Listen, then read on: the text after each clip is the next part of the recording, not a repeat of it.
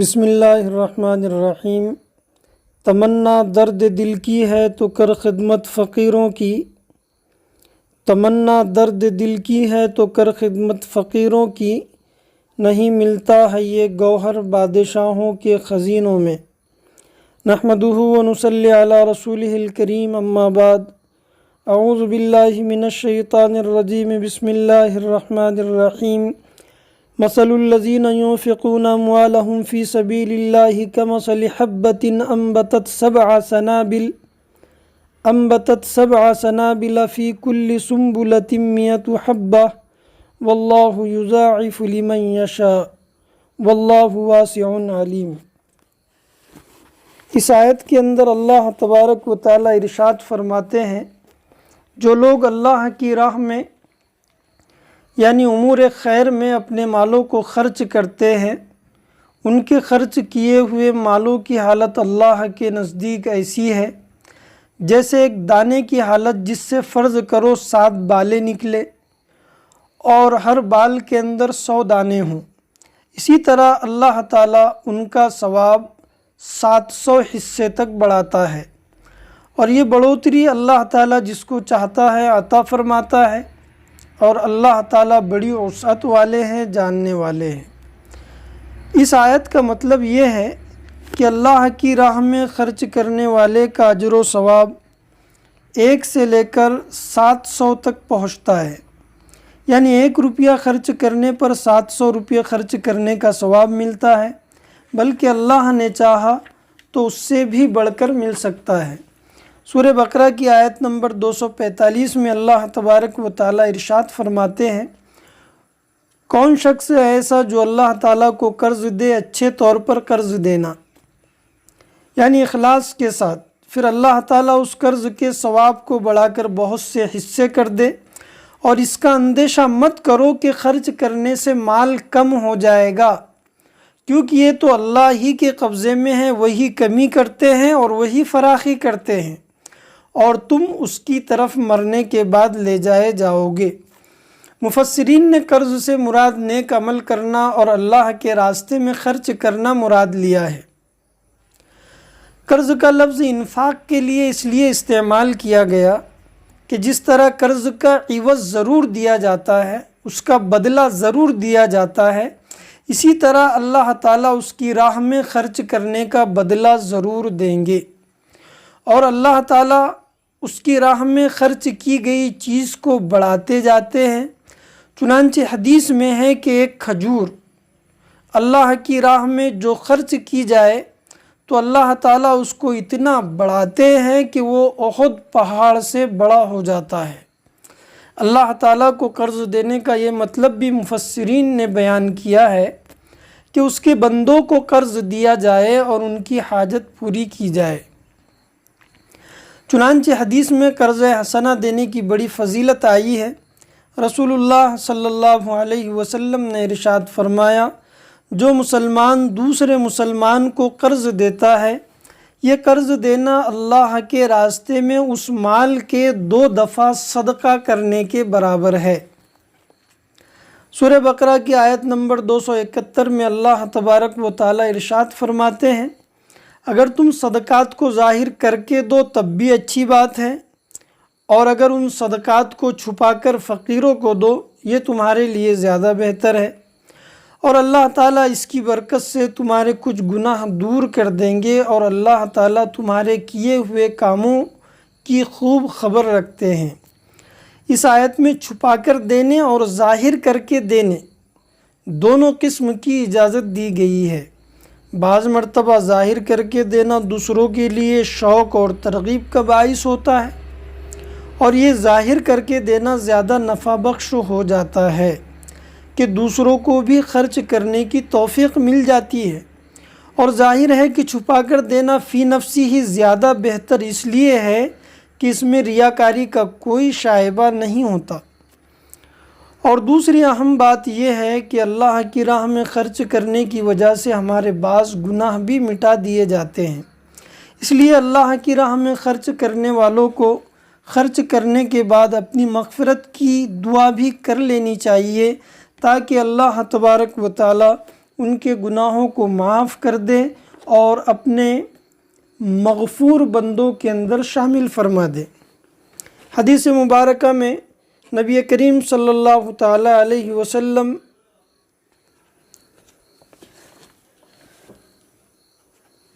کا ارشاد ہے،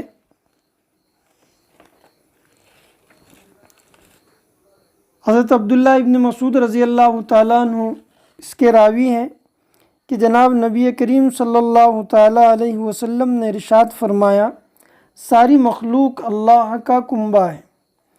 اللہ تعالیٰ کو سب سے زیادہ پسند وہ ہے جو اس کی مخلوق کے ساتھ نیک سلوک کرتا ہے۔ جس رب ذوالجلال نے اپنی قدرت، قوت و طاقت اور اپنے فضل، کرم و احسان سے جو مخلوقات پیدا کی ہے، ان مخلوقات سے اس کو بڑا پیار ہے۔ اسی لیے تو اس نے اپنی تمام تر مخلوقات کے لیے رزق کا اور ان کی حفاظت کا معقول نظم کیا ہے۔ وہ ہر مخلوق کی ہر ضرورت پوری کر رہا ہے، اس لیے کہ اس کو اپنی مخلوق سے پیار اور محبت ہے۔ اللہ تعالیٰ خالق ہے اور ہم سب اس کی مخلوق ہے۔ خالق اور مخلوق کے درمیان اس گہرے ربط و تعلق کو اس حدیث سے سمجھا جا سکتا ہے کہ رسول رحمت صلی اللہ علیہ وسلم نے مخلوق کو اللہ کا کنبہ قرار دیا، پھر ساتھ ہی اس حقیقت سے بھی باخبر کر دیا کہ اللہ تعالیٰ کو اس کی مخلوق میں سب سے زیادہ محبوب و پسندیدہ وہ ہے جو اس کے کنبہ یعنی اس کی مخلوق کے ساتھ احسان کا معاملہ کرے، یعنی نیک سلوک کرے۔ نیک سلوک کا معنی یہ ہے کہ اس کی مخلوق پر احسان کیا جائے، اس کے ساتھ ہمدردی کی جائے، اس کی خدمت کی جائے اور اس پر ظلم کرنے سے اپنے آپ کو بچایا جائے۔ خلق خدا سے صرف مسلمان مراد نہیں ہے، بلکہ ہندو، مسلم، سکھ اور عیسائی یعنی ہر مذہب سے تعلق رکھنے والے انسان، جنات اور دیگر وہ ساری مخلوقات جن کو اللہ تعالیٰ نے پیدا کیا ہے، چوپائے، پرندے، حشرات الارض، بر و بحر کی دیگر مخلوقات وغیرہ۔ غور کیجئے نبی رحمت صلی اللہ تعالیٰ علیہ وسلم کی تعلیمات کی وسعت پر کہ آپ صلی اللہ تعالیٰ علیہ وسلم نے وہ دین رحمت پیش کیا ہے جو سب کے لیے راحت و نفع کا باعث اور سبب ہے۔ اللہ تعالیٰ کے محبوب اور پسندیدہ اور اس کے نزدیک بہترین بننے کے لیے خدمت خلق کا راستہ سامنے ہے۔ ہم اس کی مخلوق کی بے لوث خدمت کے ذریعے اس کی رضامندی اور محبت پا سکتے ہیں۔ اس حدیث سے یہ بھی نتیجہ اخذ کرتے جائیے کہ جو کسی انسان یا جانور یا پرندے پر ظلم کرتا ہے یا اس سے برا سلوک کرتا ہے، وہ رب ذوالجلال کی بارگاہ میں سخت ناپسند، مبغوض اور معتوب ہے۔ ز تسبیح و سجادہ و دلق نیست، طریقت بجز خدمت خلق نیست۔ میرے بھائیوں، طریقت اور شریعت کا یہ اہم شعبہ ہے کہ ہم خلق خدا کی اپنی وسعت کے مطابق جو ہو سکے خدمت کرے۔ عن ابی ہریرہ رضی اللہ عنہ ان رسول اللہ صلی اللہ علیہ وسلم قال قال اللہ انفق یا ابن آدم انفق علیک۔ حضرت ابو ہریرہ رضی اللہ عنہ سے روایت ہے کہ رسول اللہ صلی اللہ علیہ وسلم نے ارشاد فرمایا، اللہ تعالیٰ نے فرمایا، اے آدم کے بیٹے تو خرچ کر، تجھ پر خرچ کیا جائے گا۔ یہ حدیث قدسی میں اللہ تعالیٰ ابن آدم سے خطاب کرتے ہوئے اس حقیقت سے آگاہ کر رہے ہیں کہ اگر تم اپنے سے کمزور بندوں پر اپنا مال خرچ کرو گے تو طاقتور رب ذوالجلال تم پر خرچ کرے گا۔ اللہ تعالیٰ کی طرف سے مال و دولت حاصل کرنے کا یہ ایک مفید اور قیمتی فارمولہ ہے کہ ہم اپنا ہاتھ مسکینوں، محتاجوں، تنگ دستوں، بیواؤں، مصیبت زدوں، ضرورت مندوں اور مدرسوں کے تعاون کی طرف بڑھائیں اور ان پر اپنا مال خرچ کریں۔ نتیجہ یہ ہوگا کہ اللہ تعالیٰ اپنی شایع نشان ہماری طرف اپنا ہاتھ بڑھائیں گے اور ہم پر خرچ کریں گے۔ اللہ کی راہ میں خرچ کرتے ہوئے ہم اللہ کا قرب اور اس کی نزدیکی حاصل کرتے رہے تو یقین مانیے کہ ہماری مالداری ایسی دائمی اور باقی رہنے والی ہوگی جو کبھی ختم نہیں ہوں گی، اور جب اللہ کے راستے میں مال خرچ نہیں کیا جائے گا تو اس مالداری کے باقی رہنے کی کوئی گارنٹی نہیں ہے۔ حضرت عبداللہ ابن عمرو ابن عاص رضی اللہ عنہ سے روایت ہے کہ رسول اللہ صلی اللہ علیہ وسلم نے ارشاد فرمایا، رحم کرنے والوں پر رحمان رحم کرتا ہے، تم زمین والوں پر رحم کرو، تم پر وہ رحم کرے گا جو آسمان پر ہے۔ رحم رحمان سے وابستہ ہے، پس جو شخص اس کو جوڑے گا اللہ تعالیٰ اس سے رشتہ جوڑے گا، اور جو شخص اس کو قطع کرے گا اللہ تعالیٰ اس سے قطع تعلق کرے گا۔ روئے زمین پر جتنی مخلوقات زندگی بسر کر رہی ہے ان تمام مخلوقات پر رحم کرنا زمین و آسمان کے خالق و مالک کے رحم کو حاصل کرنے کا ذریعہ بن جاتا ہے۔ کتنا پیارا اور مفید فارمولہ ہے اللہ تعالیٰ کے رحم و کرم کو حاصل کرنے کا کہ ادھر اس کی مخلوق پر رحم کرو اور ادھر خالق کائنات کا رحم و کرم حاصل کر لو۔ اس حدیث میں نبی رحمت صلی اللہ علیہ وسلم نے اپنی امت کو یہی بشارت دی ہے، رحم کرنے والوں پر اللہ تعالیٰ رحم کرتے ہیں، تم زمین والوں پر رحم کرو، آسمان والا تم پر رحم کرے گا۔ حضرت انس رضی اللہ تعالیٰ عنہ سے روایت ہے، رسول اللہ صلی اللہ علیہ وسلم نے ارشاد فرمایا، جو شخص میرے کسی امتی کو خوش کرنے کی نیت سے اس کی کوئی حاجت پوری کرتا ہے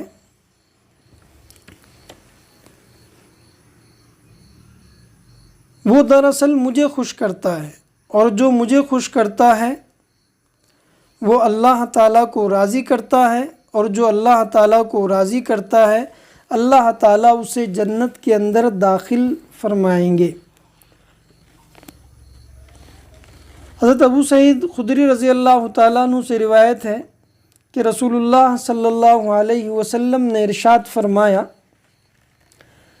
جس کسی مسلمان نے کسی مسلمان کو بھوک کی حالت میں کھانا کھلایا تو قیامت کے دن اللہ تعالیٰ اس کو جنت کے پھل کھلائے گا۔ جس مسلمان نے کسی مسلمان کو پیاس کی حالت میں پانی پلایا تو اللہ تعالیٰ اس کو قیامت کے دن مہر بند شراب یعنی نشہ سے پاک بہترین مشروب پلائے گا۔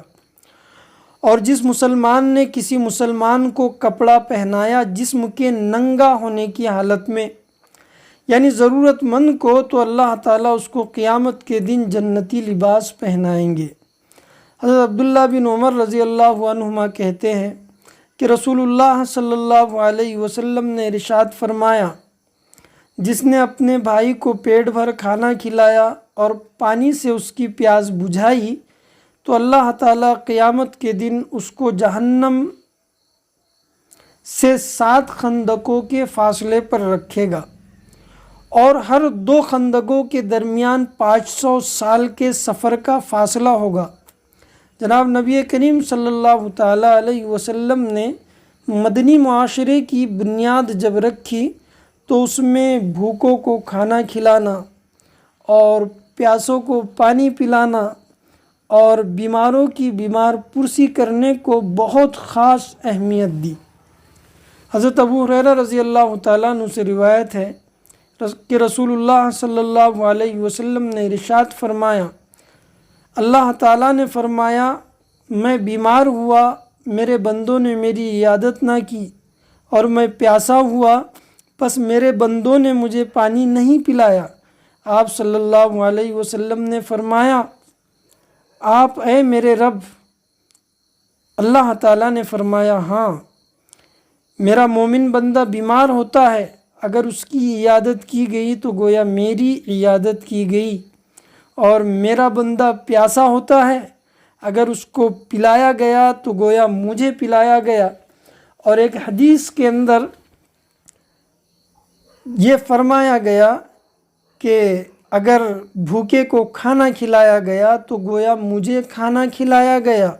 اور یہ تینوں اعمال اللہ تبارک و تعالیٰ کا قرب اور اس کی نزدیکی حاصل کرنے کا بہترین ذریعہ ہے۔ حضرت ابو سعید رضی اللہ تعالیٰ عنہ سے روایت ہے کہ رسول اللہ صلی اللہ علیہ وسلم نے ارشاد فرمایا، جس نے کسی مسلمان کو ننگا ہونے کی حالت میں کپڑا پہنایا، اللہ تعالیٰ اسے جنت کا ریشم پہنائے گا۔